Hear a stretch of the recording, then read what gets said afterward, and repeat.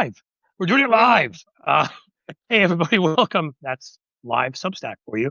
I'm Cliff Schechter. This is Amped Up with Cliff Schechter, as you may know, every Thursday from 2 to 3 p.m. Eastern.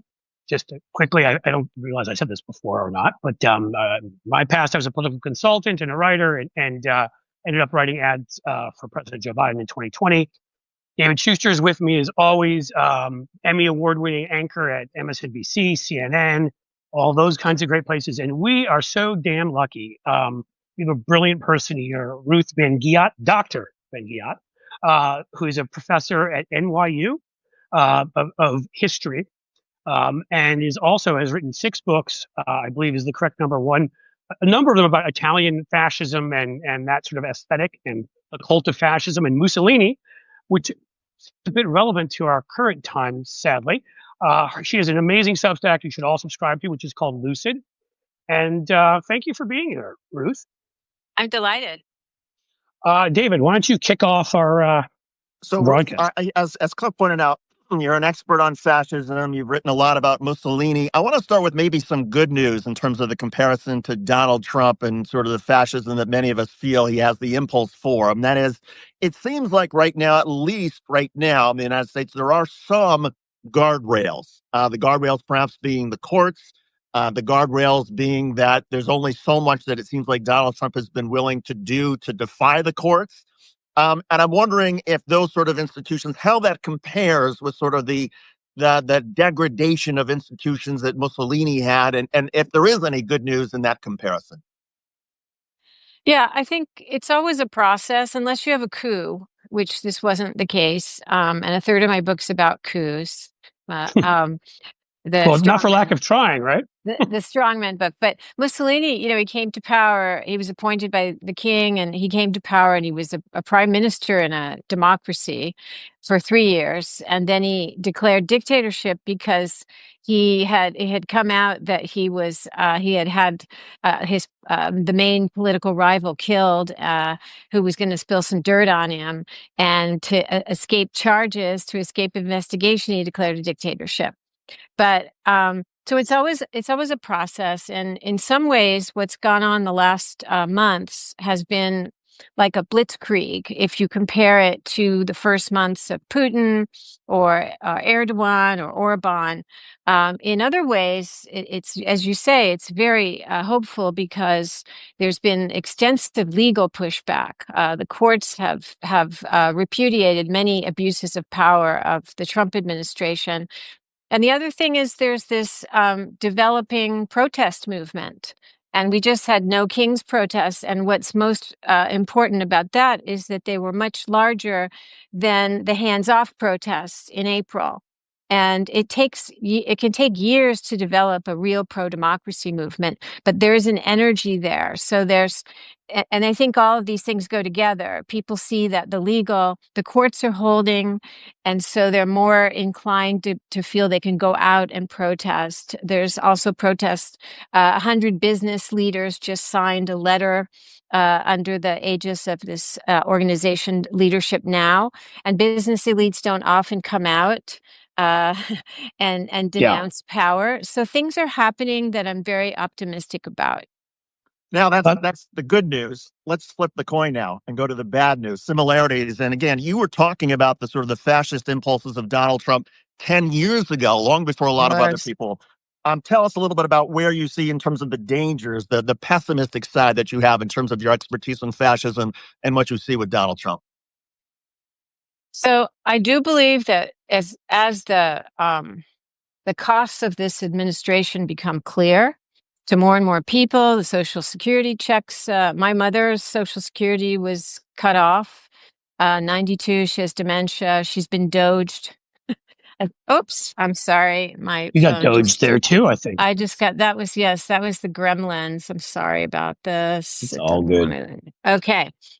As I was saying, so things are, going on that are very difficult. I think a reckoning will come later. In the meantime, though, what we're seeing just even these last weeks with arrests each of these incidents, I follow it, like the arrest of a judge or several judges, manhandling of elected officials, arrest and indictment of another elected official.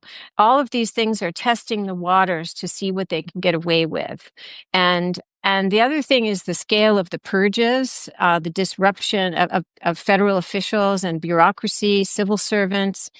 All of this is a kind of souped up process of hollowing out institutions, capturing institutions with respect to what went on in early months of Orban or even Putin. So I am worried about the pace of this as well as the substance of this.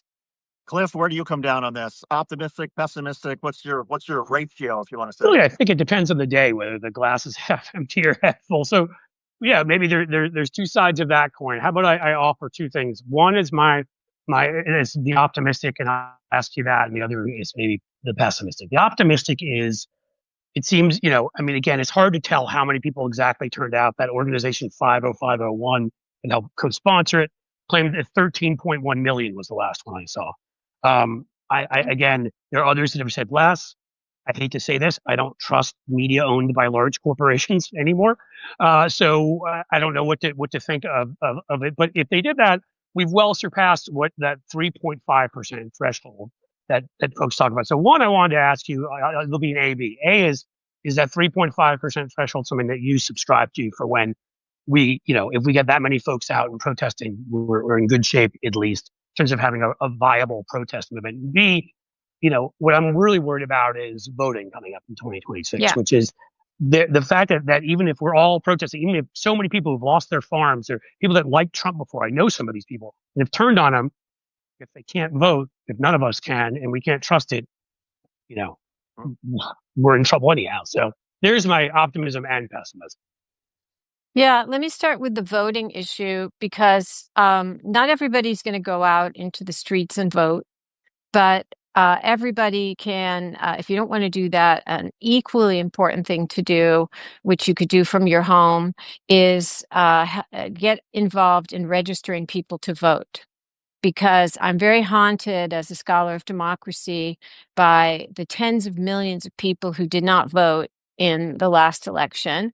And they included tens of millions who had voted for Biden and then decided not to vote. So this trajectory of non-voting is unfortunately increasing as more and more people get turned off of all politics. And that is in part a consequence of something that's by design, that the MAGA has kind of tried to flood the zone, and people don't know what to believe anymore. They get frustrated. They get turned off. And I don't know what the exact number, I think 80 million I've read people did not vote in the last elections. So obviously this is something that is really worthy of our time. If you're sitting around and you don't know what to do, and you're not sure you're somebody who would go out into the streets, this is something that matters. Because at the end, as long as we have a democracy, it's all about elections. So that said, the 3.5% kind of rule or theory is the work of Erica Chenoweth, who's a political scientist at Harvard. And their research, which being political scientists, they're able to have these giant comparative database, which is something that I don't do. That's not as a historian, that's not what we do. And showing that it's not foolproof, but in many cases, that's a threshold, 3.5% of a population, to create a momentum that will actually tip the scales. And the way it does it is if enough people come out, there's safety in numbers. So, more people don't feel afraid that something will happen to them, the state security forces. And also you start attracting partners from elites who are very cautious often to come out in support. But and this is often if there's a regime that's been there for a while, and like the end of communism, and people start to see that, hey, maybe siding with power is not the way history is going. And that's when the 3.5%, or if there's a risk, like in Poland in 2023, if there's a risk of falling, if there's a chance to get out of a fall into autocracy, and it's a country like Poland that knows very well the stakes, then the 3.5% can have traction. That makes a lot I of wonder if under then to follow on that and your point about the elites deciding that maybe it's not into their interest to sort of be part of the, to kissing up to power, however you want to describe it. I mean, the news of the last couple of weeks that a number of law firms that essentially caved to Donald Trump and settled and agreed to donate, tens of millions of dollars to his favorite charity, they have lost business. A lot of corporations that said, okay, I don't want this particular firm now representing our industry or our business or corporation because we don't like your kowtowing to Donald Trump. How important is that? No, it's absolutely key. I did an essay for Lucid a couple of months ago that I want to republish, and it's called "We Are Experiencing Moral Collapse." Because one of the things I've learned from my many years studying the advent of these fascisms or other regimes is that there is this thing called moral collapse where people lack the courage, or they're greedy, or they're conformists, and they don't stand up to power when it mattered. So the And entire instead, Republican Party, you mean? yeah, Right. yeah, that's had a moral collapse and especially after January 6th, which they saw that there was no bottom, that Trump would do anything to anyone, even to Mike Pence. And so they just collapsed, and they decided it was easier to follow him and be complacent. But this has happened with the law firms, but there's pushback now. And that's another example of how we can be optimistic that yes, things are happening, and we can compare them to things that have led other societies into ruin. But right now, we're at this stage where the costs of collaborating are being shown, like to those law firms. And so there's been many defections from those law firms. And that's very important because other powerful people are watching to see what's happening. And you can set a different trajectory, if you know what I mean. Yeah. Historically, and Cliff, before I kick it back to you, go ahead. One other sort of thing that sort of is fascinating me is you look at the news of the last couple of days, and it seems like that, of all the things that would cause the MAGA world to sort of tear itself apart, it wasn't January 6th, it wasn't some of Donald Trump's crazy pronouncements or his senility, whatever. It's because Donald Trump might be going to war against Iran. And that's the issue that has caused sort of MAGA world to split. And so I guess my question is, historically, when there has been a rupture in a political movement or a political divide, regardless what the cause is, how much can that essentially put a dent in the overall fascist impulse or movement that might exist? Do you mean if there's a war, or do you mean if there's like a split in the party? I'd say a split in the party. In other words, we're seeing a clear. Some people are describing it as a civil war between the Republicans who previously obviously united in supporting Donald Trump, and I think there's an argument that if Donald Trump goes to war, that the Republican Party and MAGA will fall in line behind him. But right now, you have the Steve Bannons, the Tucker Carlsons, the others who are screaming and yelling at the Mark Levins and some of the others who are in the Trump White House who want to go to war. And it seems like this is the biggest rupture, the biggest policy divide that we've seen in MAGA world. And I wonder, to the extent that that civil war keeps intensifying, what does that do in terms of slowing down the Trump movement? Yeah, that's a really interesting issue. The rupture was actually started by the experience with Musk.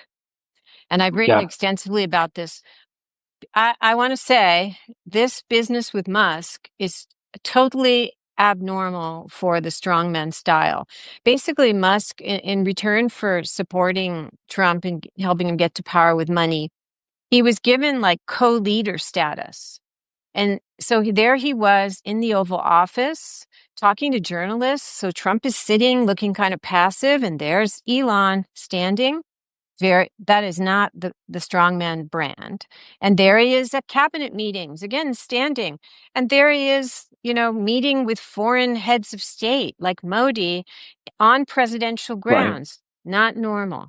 So Bannon and others were always very worried about this. And this was when they started to doubt Trump, too. They didn't say that part publicly. They focused their anger on Elon and the plutocrats, even though, like, we all know Bannon worked for Goldman Sachs. I mean, this is all like manufactured. They're all plutocrats. Yeah, exactly. It's like fake populism. That's my name for this. But Yeah. so that already was there, and now there's this other split, and there's this doubting of Trump, although it's not expressed that way. So the difference in our country is that in other countries there's multi-party systems, and so when these splits happen in a party, the defectors sometimes go to a different party, or they've found a new party, because you can do that in a place that has multi-party. People are used to many parties. You can't do that here. Everybody's kind of stuck, and so the Never Trumpers, they don't really have, many of them are not Democrats. They're just like in this limbo. And then inside MAGA, these people don't have a place to be. And so one reason autocrats actually either declare war if their population is tanking or they need to get out of a problem, or they support wars of others, is to get that unity back. That's like what Netanyahu's doing is a classic strongman thing. You get into a war. Gaddafi did it. Mussolini did it. If you're in trouble, you get into a war, and then you have unity. And Trump's kind of deciding how far to go with his support of that. It's interesting. Having a background in history myself, it made me think of, when we had a looser party system, how Lincoln was able to go from sort of free soiler to, building that coalition of what became then the Republican Party, entirely different Republican Party, but the Republican Party. I mean, does that, so, in those situations, do you think a multi-party system makes it easier to defeat, to defeat a strongman, a fascist leader like that? Or do you think, yeah, it does. That's how in Poland in 2023, where they had this far right government that had basically, made abortion illegal and was, very anti-immigrant, and 6 parties formed a coalition against Orban. Sorry, against the far right party in Poland. Yes. And so that worked in that instance. And a similar thing happened in Italy in 2019. This awful thug, Matteo Salvini of a far right party, he wanted to become prime minister. And so all the other parties, even though they didn't like each other, some of them like really don't even speak to each other, they decided to band together against Salvini, and they successfully prevented him from coming to power. So we are structurally challenged by this bi-party system and the fact that third parties are a very difficult sell. Right. I was thinking also, just to follow up on that, like that happened not too long ago with Macron too, right? Where everyone, from the far left over to the right. Otherwise, so to give us some hope, and this may be a question that this comparison may not exist. I don't know, but I figured I'd just ask. Being an expert at this, are there other countries that you can think of that have been kind of similarly down this path to where we are right now and have come back to being full-scale democracies? I mean, Poland's a good example, there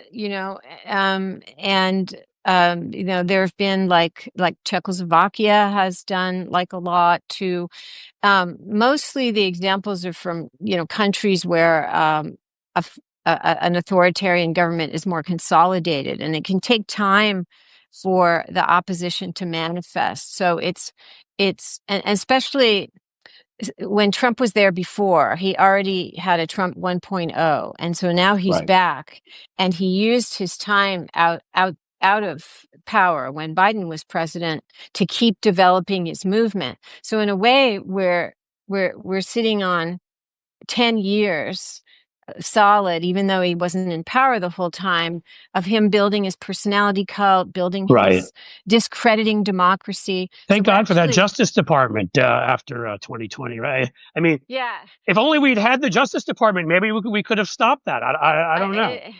No, go ahead. All of those it's part of it. All of those things, they use their time brilliantly out of power and challenging the election and January 6th. And so, although he's just come in again a few months ago, there's more of a trajectory than we think. And so we're further down the road than we think. And that's how he's been able to do everything so fast, is because he's building on my Strongman book was written during Trump 1.0, and it covers Trump. He's in the book. And when I look back at all the things, I think we have a little bit of an amnesia about how bad Trump 1.0 was and all the things that he did. And so he had a lot to build on. And so I'm saying all this because it's hard to make a comparison to other countries because of this strange situation where also January 6th, Right. which is not the norm. I mean, look at Brazil. Like Bolsonaro Right. had to stand trial. He was convicted. He banned from politics till 2030. South Korea. Romania kicked out their guy who they knew clearly. And I've pointed out to people before, ironically, I used to do some work for USIA under the State Department, and they sent me to Romania in 2004 on a democracy promotion trip to talk about democracy. And clearly they should have sent me here to Ohio, or maybe to Indiana or Alabama or Alaska, because Romania seems to know how to do it and say, wait a minute, this guy had no money. It was all Putin. He's disqualified. And we're like, oh no. The New York Times here writes an article, no connections between Trump and Russia can be found except for the 847,226 connections that were right in front of our eyes. And our Speaker of the House, who we has some connection to Russia, is very public about saying he doesn't have any bank account of his own. Isn't that strange? Doesn't that strike people as strange? The Kavanaugh debt. I mean, there's so many things like this that make no sense. And yet I don't feel like anyone's ever really tried to get an answer that I'm aware of. Well, and that raises another sort of aspect of all of this. And then we've talked a lot about the corruption that sort of exists in the Trump administration, whether it's between the Bitcoin or the coins or Donald Trump receiving the Qatari jet. Historically, how big a role has corruption played in essentially helping to fuel a fascist regime? It's actually everything. I added a corruption chapter to my book because I realized this is the center of everything. And in fact, the people who are often killed by authoritarians are investigative journalists and corruption crusaders. In fact, Alexei Navalny, he wasn't just an opposition politician who had a movement. He was an anti-corruption researcher who exposed Putin's, kleptocracy, as had his murdered mentor, Boris Nemtsov. It's one of the most dangerous things to do. And because corruption is everything. And a lot of these authoritarian states, they're kind of semi-criminal entities. Right. They survive on illicit profits, like North Korea survives on cybercrime. Syria of Assad was a narco state. They were selling our amphetamines. So we have Russia, of course, a kleptocracy fueled by oil. And so what Trump is doing is being very brazen about his corruption. And that's part of him trying to intimidate us. It's all out in the open, although it's not. God knows what's behind the scenes, right? Yeah. But corruption is now like a brand of the Trump administration. And of course, crypto, the reason they're so interested in crypto is that there's no transparency and there's no untraceable in many cases, right? So. Right. That's important. So I would say that's the newest frontier of corruption is crypto. Oh, well, then he's right along schedule. He's doing a great job. Yes. Do you think, let me ask you this. How effective do you think, because we've been critical over here, I feel like when you said before there was a amnesia about what he did, I often will point to, we've got this enormous right-wing propaganda apparatus that we, unlike Western Europe and other places, we don't regulate. We have what I would consider First Amendment extremism, disinformation that is considered equal to information and that kind of thing. Then you add in corporate media on top of that, where there's millions of conflicts of interest that they're concerned about. And then on our side, the Democratic Party has just not messaged these things effectively. So as someone who's studied opposition movements too, we've been getting better, I think, a lot better. And there definitely are some stars in the Democratic Party and in the media. And hell, some of those folks are coming over here and leaving big corporate media, and they're coming here. But do you think at this point with the Democrats and others in opposition are being effective in messaging? I'll say quickly because I think some of the reason Trump was never remembered for ignoring COVID and the bleach and all the other stuff that he did is because the right wing lied about it, corporate media refused to really cover it, and we on the left didn't have any good messaging about it and didn't remind people. I do think so. I think that individual Democrats have been highly effective, and they're finding their stride, and more of them are seeing that they can come forth individually. Certain Senator Murphy has been a beacon of I want to have him on Lucid because it's all about being clear. Like he'd explain things. There's many. Ever since he got the beard, I think it gives him strength. Yes, it's like a Samson thing, I think. And Jasmine Crockett is a star and really skilled. There's so many of them.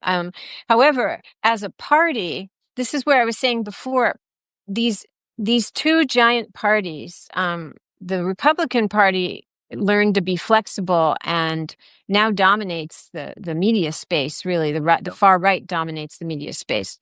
Democrats and the Democratic Party, the party wasn't built for flexibility in a crisis. And so as a party, it's been more difficult for them to have a messaging apparatus that's really effective.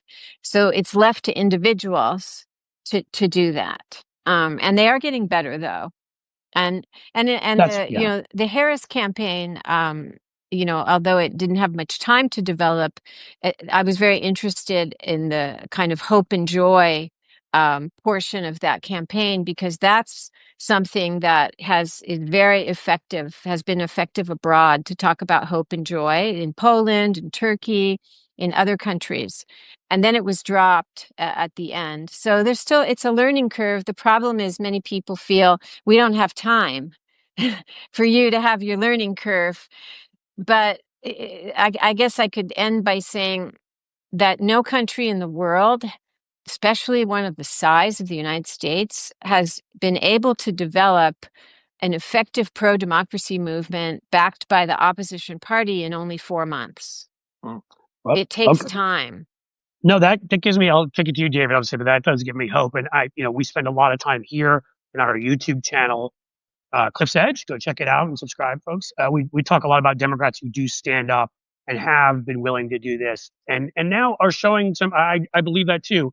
I question leadership, but some of them are just doing it because they need to. And I think that's helped. And go ahead, David. I was going to say, even if you look at some of the protests, the great protest movements of our country the last 50 years, civil rights or protests against the Vietnam War, those also took time. And it didn't happen in just a couple of months. It was several years before it was able to essentially effectively change policy. It depended so heavily, of course, on younger people. And I was going to ask you, because, you're around a lot of younger people at New York University. What are you seeing in terms of this generation of college students, in terms of how aware they are of both sort of the fascism that this president seems to sort of have, and sort of all the sort of the issues and the path that we're on.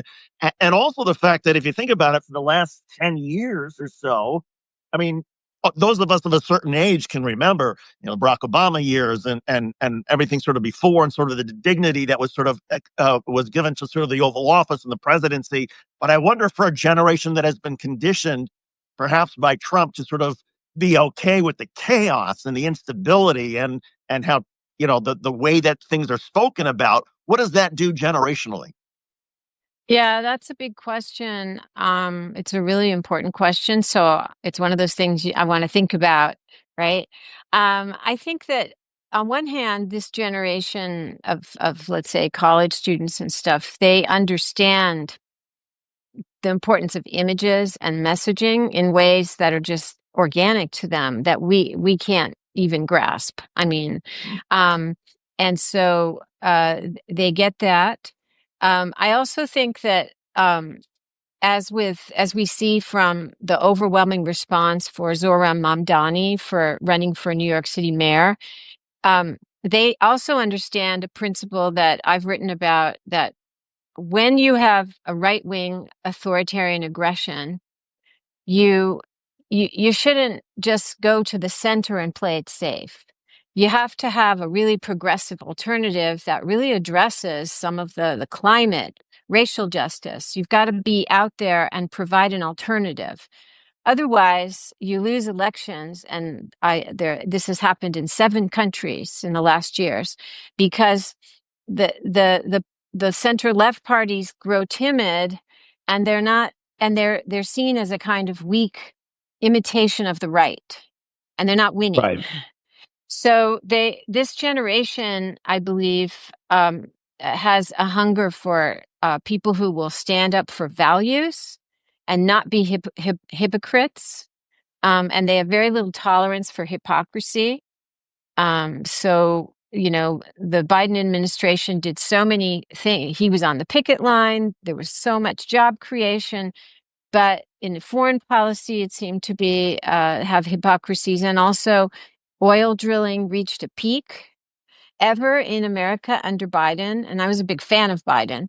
But these are things that generation will pick up and say, oh, no, that's not what we want. So, were you either somewhat impressed or very impressed by Trump's parade? I'm sorry, we have to light up a little bit, because you know about these. You and I had talked offline or online, but not on here, about these parades. That one of the reasons I wanted to have you on, that they've always done in these other countries.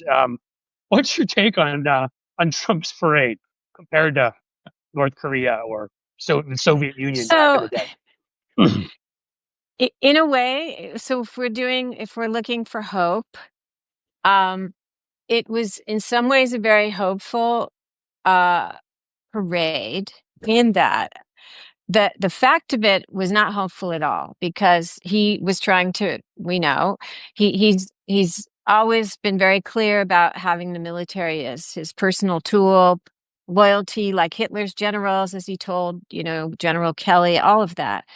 But it was sparsely attended, and the way that the Army was this was the 250th anniversary of the Army, and the Army deserves to be celebrated, and they were going to celebrate in a totally different way. They were going to have festivals, and it was not going to be in front of Trump and laying a flag at his feet. So what I was very interested in, as somebody who studies the military, is the way the troops were marching. At times, it almost seemed like they were shuffling around. Like, if you go back and look at the footage, they whether it was intentional or what was going on. I've heard some reports that, I don't mean to interrupt you, that No, this please. is what they do when they are in their form of protest, and I've heard that from a few different places. This makes sense to me, because they were shuffling, and they is like, because authoritarians want the spectacle of like disciplined bodies, of choreography, and they look at all the bodies arrayed for their pleasure, and they feel important. And the people participating in this were not giving him that pleasure. And in fact, he sat there and he was like the little boy not having fun at his birthday party. He didn't look pleased at all.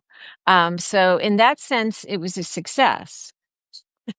There was even, I would agree. Because there was a clip that somebody put online, which sort of went viral, which showed the tanks in front of sort of an empty section of, I think it was Pennsylvania Avenue. And so it was, I think, intended to sort of show how empty the seats were, but you could hear the squeaks of the wheels. And I was told by a guy who was, in the Army that, look, if you're doing a procession or a parade, you make sure your equipment is well oiled and polished, because you don't have those sort of squeaks. And it was almost as if they knew, that the protest was not just sort of in the shuffling of the soldiers, but that the people who were part of those tanks were like, I'm not going to fix the squeak on my tank for this guy. And so I thought that was interesting. The other thing is the drone part, where the guy is just holding the drone above his head, which, according to, I follow military social media, or, people internationally, and it was mocked. And so, and did you see that North Korean segment? That was real, wasn't it? That North Korean news segment? No, I don't know. I don't know. Did you see it, David? I thought it was legit. No. It was either legit or somebody who made sort of a mock-up of North Korea, what they might be saying in terms of making fun of Donald Trump having a parade when, millions of Americans are starving, and look at their, look at these soldiers who are out of step. And so I don't know whether it was real or not, but it certainly, it could have been. I was going to say, go ahead, Lou. Sorry. We paid for this. We paid for this, like what, $45-50 million. Yeah. Here we go with the corruption again, because it's one thing to celebrate the 250th anniversary of the army, and this is an institution that people have lost their lives defending. They went to fight in against fascism. Of course they should be celebrated, but this was different. So yeah, I think we're going to be it's a very interesting case study of where we are and the complexity of trying to make the military your personal tool in America. This is why one of my maxims is never underestimate the American people.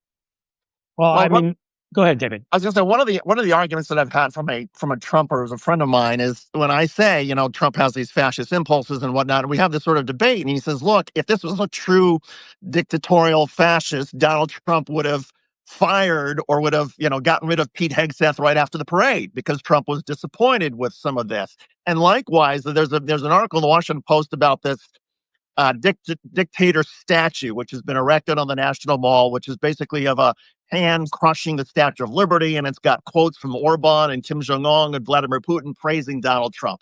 And the White House argument, they said, oh, this is ugly, but that in a dictatorship, this statue would not be allowed to exist on the mall. And so this argument that you hear from whether it's the White House or the Trumpers that, oh, well, we're not as far along as Democrats and critics say because look at the tolerance that we have. What do you make of that argument? I mean, people who are trying to take your freedom away will always try and get you to think it's not as bad, because then it increases the chance that you're going to go out and try and stop it. That's why I've been calling this out. I've been calling Trump out since 2016.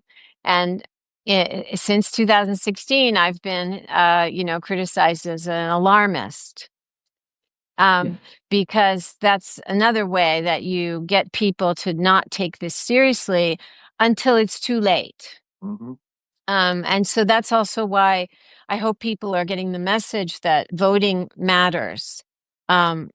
Who you put in office at all levels of government really matters. Hugely important that people should remember, from that Supreme Court seat we won in Wisconsin to state legislatures. So obviously a lot of people, I think, make themselves feel better by pointing out that Donald Trump's a buffoon. But, Hitler was considered a buffoon. Yeah. Idi Amin was definitely a buffoon. Totally. And many other leaders like that.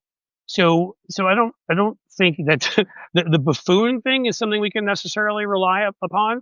But this divide that David brought up earlier, when you see such major figures in a party going at it, like Tucker Carlson, who obviously is a huge media voice, and Ted Cruz came in second to Trump in their presidential run, and obviously has kissed Trump's butt ever since then. And they're fighting it out in nasty terms. I mean, they're going after each other. Do you believe that that's for show to try to, or do you think that's real and that schism is something that really is growing? No, I think it's real. The thing is,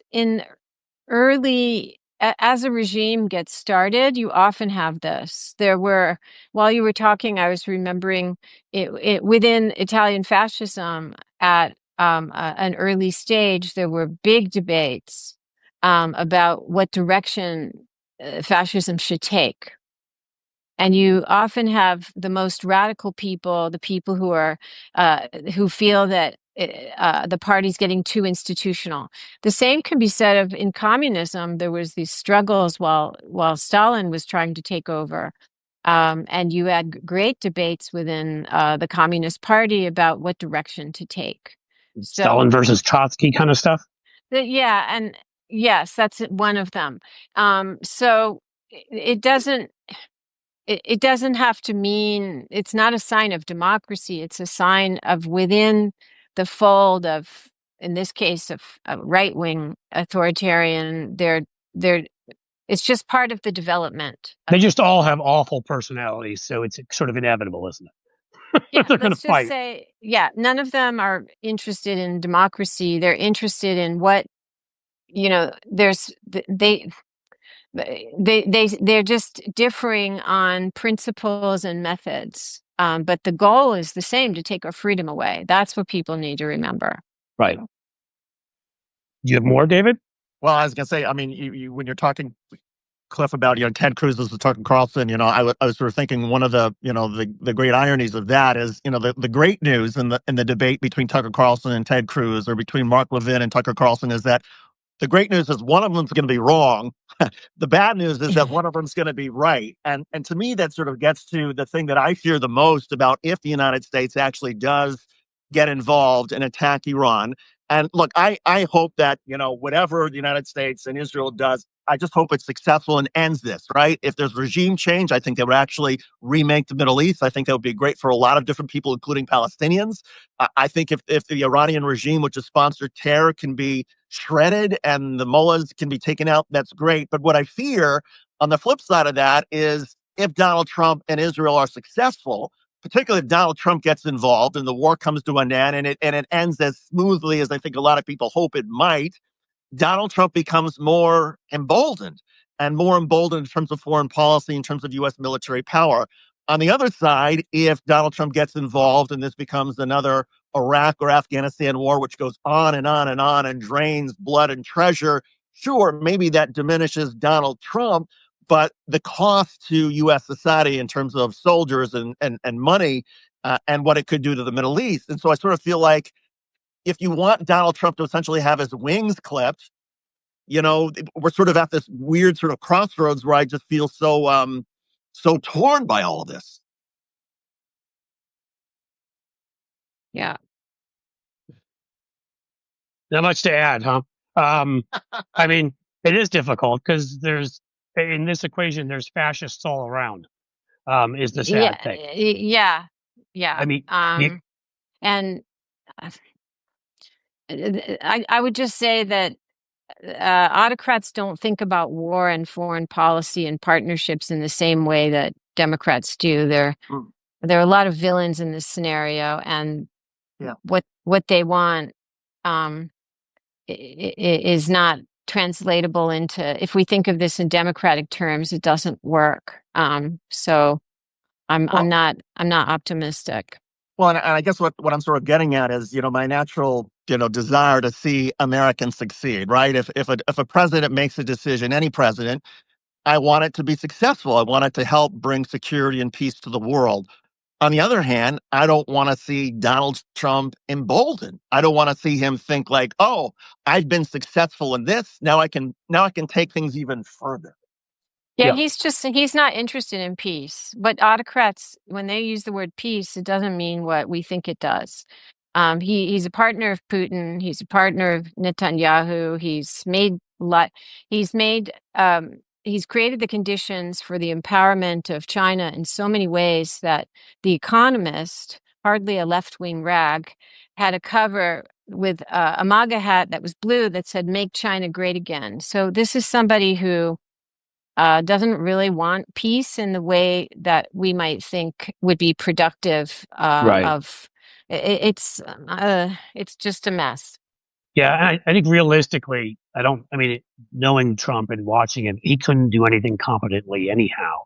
So I only think, I'm very much hoping that we are not involved, because he can only exacerbate things. He seems to only have that ability.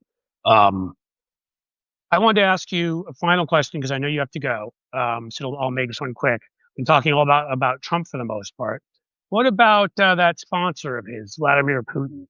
Do you have any thoughts on whether he has been greatly weakened by Ukraine? Maybe not weakened. I mean, I hear differing opinions on that, so I'd love to know what you think.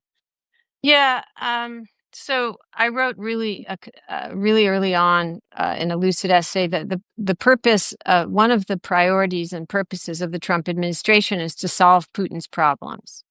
And Russia is really a failing state. Its economy is partly propped up by China. That is not something that's known enough. And if you go in a lot of the cities and towns, they're in a terrible shape. There's growing disaffection among young people to Putin. It's not a successful state. And the fact that they needed to have North Korean soldiers come into Ukraine tells you about the quality and of the Russian military, because it's a kleptocracy, and the Russian military has been hollowed out and Right. ruined by corruption, and that it had, terrible rations, old equipment, and that's why they needed North Koreans to come in. So they've hung on in part because of the cowardice of many democracies to do what they needed to do long ago. So, the thing about autocrats, they're able to hang on. They find a way to do that. And the Trump administration's been trying every which way to weaken Ukraine. So passively, they've been trying to create the conditions for Putin to hang on long enough to kind of not have to lose. That's how I see it.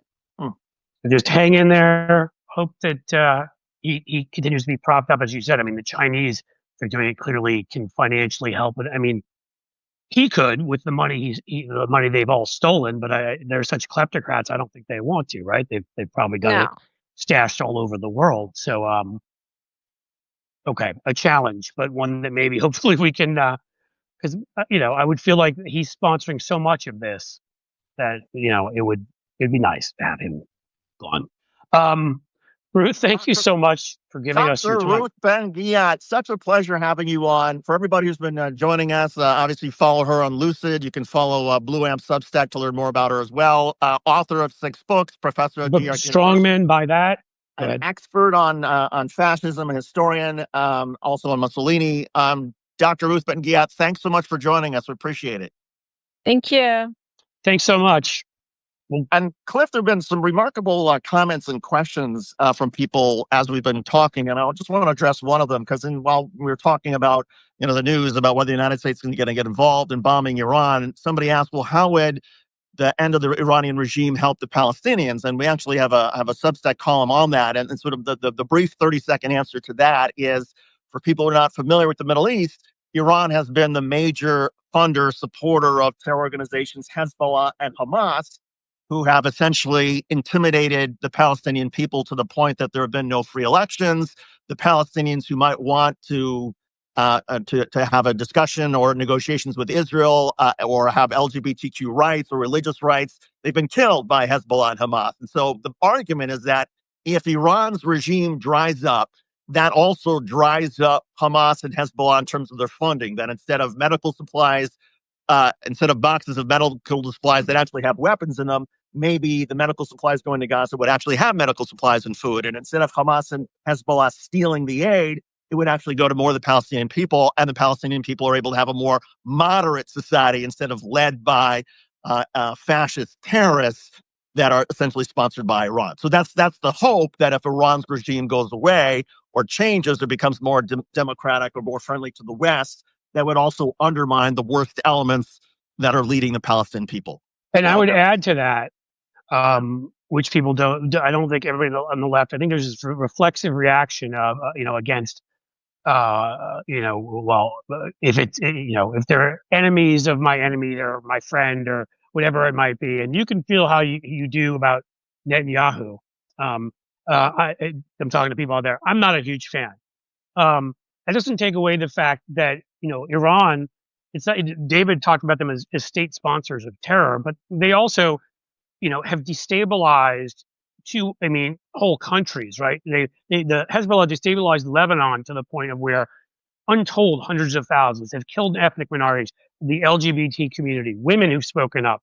They for sponsoring Hezbollah there. They've sponsored. They kept Assad in power long after he would have still been there by supporting him. and while he's gassing people while he was mass murdering people. So yes, I don't believe we can get there through war. I think we've proven ourselves in the past with Iraq, whatever, that we have failed at that. So my personal opinion, of course, is no, I don't want the U.S. involved. Israel, it seems, is going to be involved no matter what. But you should certainly want those leaders to be gone. I mean, look into Iran and to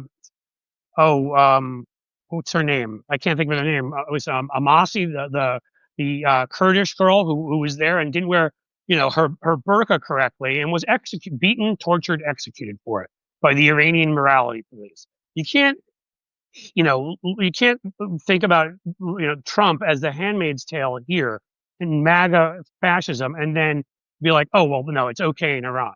No, they're fascists there too, right? Like we need to be honest about this, and it doesn't mean it can be solved by war. It doesn't mean it can be solved, but Iran is an awful, horrible regime that that kills lots of its own people for just displaying their liberal politics. And it's the Handmaid's Tale. It's like having them walking around. So we need to be honest about what that is. Yeah, that's such a good point, because it is, to your point, it's not a binary choice. You're not choosing between Donald Trump and you either choose Donald Trump or you choose Iran. I'm with you. I think the United States, for all sorts of reasons, also having to do with war powers and the power of Congress, I don't think the United States should be involved at all. Right. Clearly, Israel has done a fine job with their operation so far. I'm sure that Israel has a plan to get into this, Fordo nuclear facility, which is what the bunker busting bomb might be able to destroy. I'm sure that Israel has a plan of, well, maybe they've got special operations forces that can actually get in through the tunnels that the Iranian trucks have been using to get into Fordo, and maybe Israel destroys it from the inside. So the idea that only the United States can help eliminate finally Iran's nuclear program, I think that's a false claim. I do think Israel can do it without the United States, and that for all sorts of reasons. I just wish, I think the United States should sit this one out, or at least have a discussion about, Iran has not attacked the United States.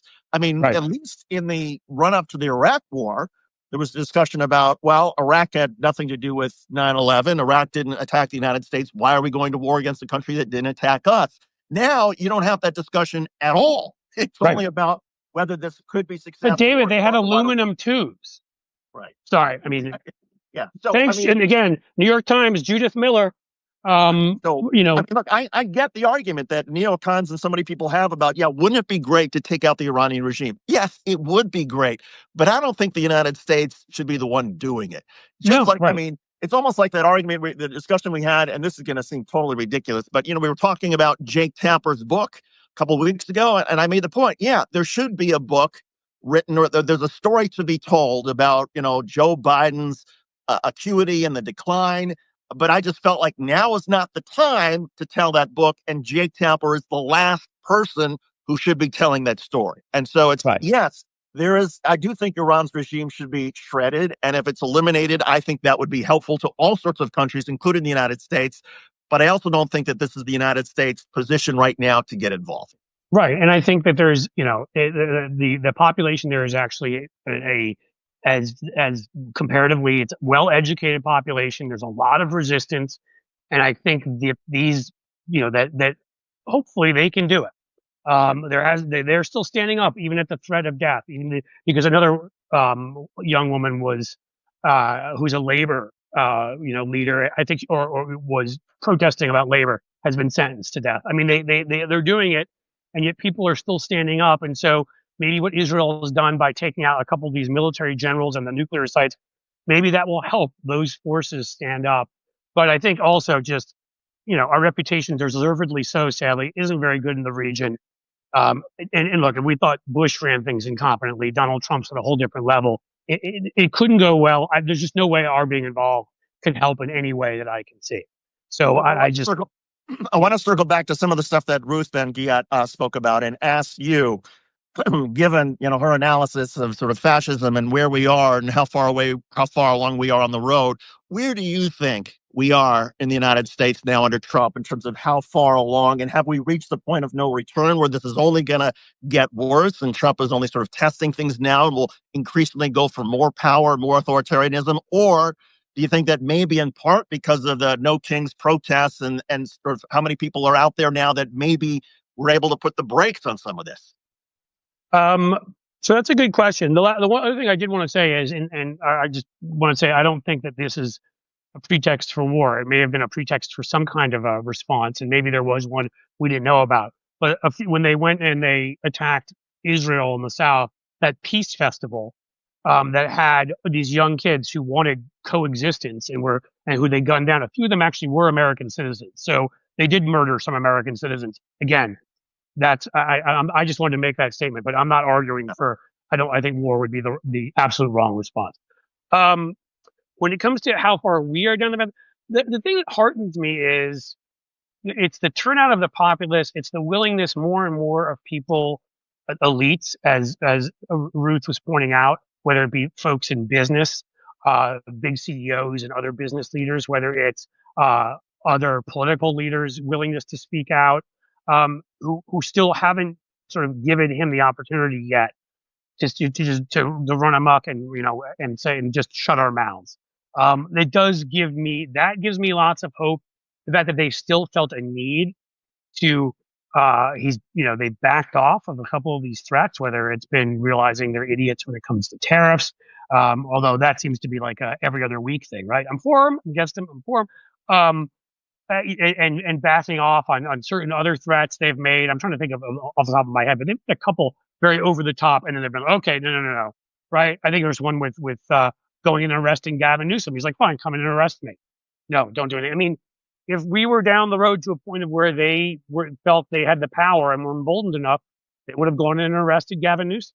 I think they realized the kind of reaction they would have gotten to that would have been overwhelming in this country, and I think it would have sadly been violent. But at that point, perhaps that's the proper response to that kind of an action. So I don't think I think what they're doing is obviously on a moral level and on a personal level is horrific. When I see folks, I mean, there are one or two here in Cincinnati. I was telling you about earlier. Kid was a terrific soccer player for one of the high schools here. Hasn't lived in Honduras since he was 8. He's 18. They come and they grab him and deport him. I mean, he doesn't know the country. It's dangerous there at this point. But it makes me viciously angry to the point of where I'd say some things I would recommend, and I'm trying to hold back because on a human level, you have to be such an utter, whatever, we're on subject here, an utter piece of shit to do that, to destroy lives like that. It makes me fucking angry. So I'm going to say that, but I don't think we're too far down.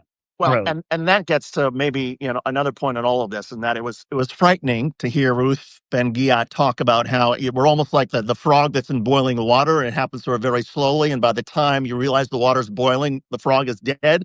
That almost sort of feels like the analogy with fascism, that by the time we're in full-fledged fascism, it's happened slowly, but it's almost sort of too late. But it doesn't really matter, to your point, for tens of millions of people who have lost their jobs because they were government employees and they got doged, or for the hundreds of thousands of Latinos who are being rounded up at schools, at hospitals, at their asylum hearings, and being in their fourth grade classes, and they're being taken out without due process. For them, for so many people, it doesn't matter whether fascism is technically here or not. For them, it already is. They're already having their rights trampled. They're already having their lives turned upside down.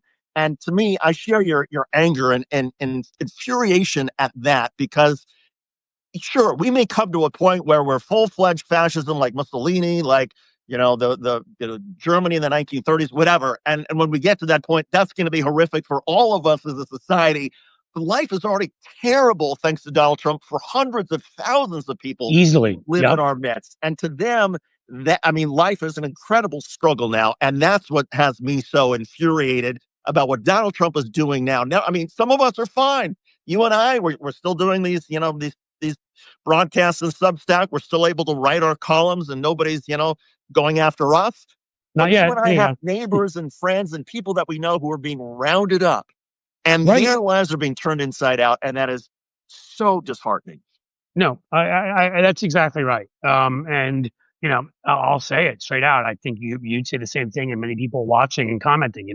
I mean, I'm not helping ICE, and if I see them doing anything to anybody around me, I will try to help them. which may end up getting me in trouble, but I don't care. There's just a basic human level where these guys are such absolute trash, and I can't abide by masked men who don't identify themselves coming in and grabbing people and throwing them in vans. No. But you know, at the same time, you know, I know you've got to go in about a minute, so we got to go. But I will say, I do think that so much of this has been self-inflicted. I mean, I guess the one thing again that we do have to be happy about is that they're stupid fascists, because they have hurt their own. I mean, the most recent one, right? I mean, people can say what they want, whether they have sympathy for her or not. But it was a woman who was like, I guess, was singing some MAGA song at Trump rallies and is from Miami, but her husband was not. I didn't have documentation here legally. They just deported him. Didn't matter that she sang the MAGA song at MAGA rallies. She was a supporter of this. Latinas for Trump, the head of that came out and said some things. And then you've got all these folks who own farms and ranches whose workers have been deported or are now scared to go into work. You know, you've got people who saw their investments, 401ks destroyed. You've got small businesses because of these idiotic tariffs who couldn't decide, do I need to order more things? Do I need to hire more people? Do I need to, and they can't. So he's hurt a lot of people, but he's hurt. I think what's different about this in the first term is he's hurt also a lot of his own people. Yes. You know, and I just had a conversation with two people I know the other day who I thought were full on Republicans for him, whatever, and they hate him now and have resigned their, you know, Republican Party, but you know, like their membership, not that that's a formal thing, and are ready to vote for any Democrat. And there's just a lot of other people out there like that. So I do think he's weakened himself with the whole Doge thing and some of these other things unnecessarily. With you. Cliff, great hour as always, and thanks to Dr. Ruth Ben-Ghiat, and thanks also to you, Cliff. Terrific stuff. Well, thank you, David, for being here as always. I'll say goodbye to everybody, but I know you got to run and grab the kids. Yes. So take care, everybody. Talk to you soon. Thanks, David.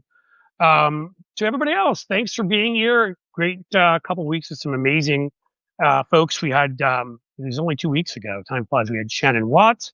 Last week we got Joyce Vance, and just having Ruth Ben-Ghiat. So we've purposely lowered the testosterone level on the show and had 3 of the smartest women that I know on the show, and I've been really happy to do that. We've got some great folks coming up, so please keep tuning in.